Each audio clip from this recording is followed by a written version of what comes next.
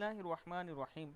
हज़रत अनस बिन मालिक रज़ी अल्लाह ताला अन्हु फरमाते हैं कि नबी अकरम सल्लल्लाहु अलैहि वसल्लम ने इरशाद फरमाया, जो अपना रिस्क में कशीदगी या उम्र में दराजी चाहता है वो सिला रहमी करे, यानी रिश्तेदारों से अच्छा सलूक करे। हवाला ये मौजूद है, देख सकते हैं।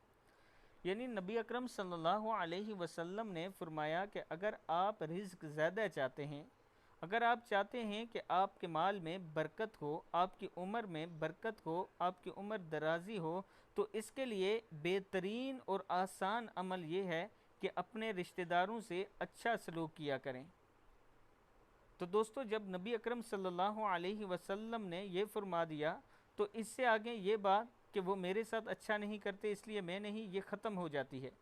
क्योंकि नबी अकरम सल्लल्लाहु अलैहि वसल्लम ने फरमा दिया हर फ़र्द के लिए, आप अपने ज़िम्मेदार हैं कि आप किसी के साथ कैसा कर रहे हैं। वो आपके साथ क्या करता है वो अपनी ज़िम्मेदार है, वो खुद जवाबदेह होगा। तो मैं अपने दोस्तों से गुजारिश करूंगा कि इस वीडियो पर ख़ुद भी अमल करें और आगे ज़रूर इसको शेयर